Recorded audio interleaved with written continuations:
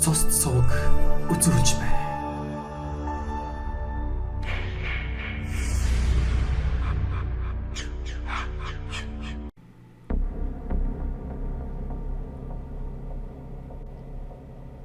Хүүхэд харах үйлчилгээ.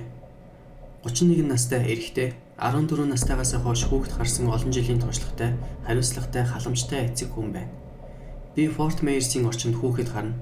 Гэрт чинь очиж харж болно, эсвэл та хүүхдээ манайд авчираад үлдээсэн ч болно. Урт цагийн хуваартай байвал сайн, хоногоор хүүхэд харагч боломжтой. Би мэргэжлийн сургагдсан хүүхэд асрагч бөгөөд шаардлагатай нөхцөлд хиймэл амьсгал хийх эрх бүхий үнэмлэхтэй. Төлбөр цагийн $25 бөгөөд үүнээс багасгах ярьж болно.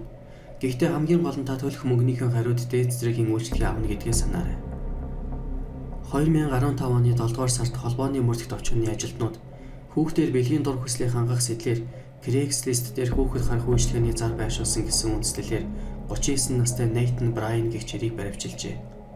Мөрдөгч нар Bryan-ыг иймэрхүү заруудыг хүүхдүүдэд ойртох зорилгоор тавиад байна гэж сэжиглэж байсан хэдий ч энэ нь түүний буруутайг нотлох хангалттай баримт биш байсан аж. Тиймээс тэд хүүхдээ секси хүнд санал болгож буй аавын дүр эзэгсэн зарыг Craigslist дээр постлсон бөгөөд энэ үед өнөөх Bryan өөрөө холбогдсон тул баривчилсан гэнэ. Энэ зар бол Bryan-ы байршуулж байсан хүүхэд харна гэсэн заруудын ердөө ганц нь. Өнгөц харахад нэг их сэжигтэй зүйл байхгүй мэт санагдаж болох юм. Гэхдээ иймэрхүү өөр олон заруудын цаана даал санаа бүхий ямар хүмүүс байж болдгийг бодоод үзэхэд сэтгэл түгшмээр. Энэ бол Ричард Бейсли. Тэрээр Craigslist дээр байршуулсан хуурамч ажлын зарынхан дагуу ирсэн 3 хүнийг бүрлэгсэн хэрэгээр цаазаар авахлах ял сонссон. Дээр нь бас өнөөх зарынхан дагуу ирсэн Scott Davis гэх чирийг алхаар завдсан бөгөөд өөрөөс нь зүгтааж байхад нь буудаж гарыг нь онсон аж.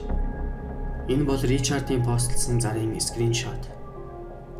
Зар дээр фермийг харж хандах хүн хэрэгтэй байна гэжээ. 688 акр хэмжээтэй фермийн газрыг харж хандангаа хэдэн үнээг хооллох л ажил юм. 7 хоногт $300 салинжуулахаас гадна 2 унтлахны өрөөтэй дажгүй сайхан чиргүүл өгнө. Ахмад насны ганц бие хүн байвал сайн байна. Гэхдээ заавал тийм гэсэн үг биш. Шилжин суурьших боломжтой байх ёстой. Урд нь ял шийтгэл эдэлж байгаагүй итгэл даах хүн хэрэгтэй. Энэ бол байнгын ажлын байр.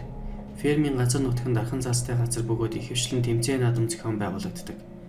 3 акр цөөрөмтэйгээс гадна эдчний өвхөр байршдаг.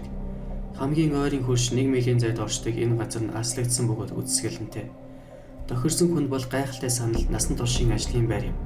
Хэрэв та шилжин суурьшихад бэлэн байгаа бол аль болох хурдан холбоо барина уу? Учир нь энэ ажлын зар удаан нээлттэй байхгүй. Энэхүү ажлын зарын дагуу ирсэн 4 эрэгтэй 3 нь Ричардад буудуулснаас баржээ.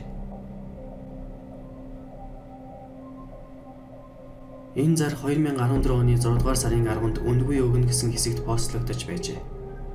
Энд дурдсанаар бол оройн 10 цагийн орчимд гамтай адилж хэрэгэлсэн үнэгүй буйданг гаргаж замын гашлагны ойр хаях юм гин. Энгийн газарт бол энэ нь дажгүй олз шиг санагдаж болох юм. Гэтэл энэхүү зар нь Детройт хотын хамгийн эвгүй хэсэгт, тэгээд дээр нь гудамжаар явхад хамгийн аюултай цагт байхаар постлогджээ. Тэгээд ч энэ хавьд амьдардаг хэн боловч буйдангаа зүгээр өгчихгүй л болов. Харин ч ганц цент ч болов дутаахгүй авч зарахыг бодох байсан. Үүнд итгэж очисон хүн байгаа эсийг мэдэх аргагүй. Ямар тач маш олон анхааруулах дохио хийгдсэн тул энэ нь зар гэхээсээ илүү занга байсан нь ойлгомжтой. Ямар нэгэн бүлэг эсвэл хэсэг хүмүүс гинэн итэмтгий нэг тонон дээрэмдэх гэж байсан байх магадлал өндөртэй. Эсвэл тэрнээс ч цаашхыг хийх гэж байсан байх. Энэ их сонин зар бөгөөд үүнийг өрөөний хамтрагч хайсан нэгэн залуу ир байршуулжээ. Энэ зарыг сөхөж үзсэн хүмүүс аимшиг киноноос авсан гэмээр энэхүү зургийг нь олж үзвэл зарын эзэнтэй хамтран амьдрахыг хүсэхгүй л болов. Тавьсан зураг нь хүнийг айлгаж үргээдэггүй юм а гэхэд бичсэн тайлбар дээр их төрөмгийн дүрмүүд нь үргээж л таарах байх. Зарим гол дүрмүүд. Хэрвээ би галзуухны өрөөнд байх хонхыг жингнүүлэх юм бол энэ нь хэдэн цагч болж байсан хамаагүй орондоо орох боллоо гэсэн үг. Би орой унтдаг хүмүүст дургүй. Найзыгаа авчирч болно. Гэхдээ тэр хитрхи их юм ярил явах ёстой. Би чимээгүй орчинд дуртай. Энэ их хүн ирүүлэхийг зөвшөөрөхгүй. Шүршүүрийн хөшигт гар хүрч болохгүй. Хэрвээ хаалттай байх юм бол надад хэл. Би хөшгийг татсны дараа шүршүүрт орж болно.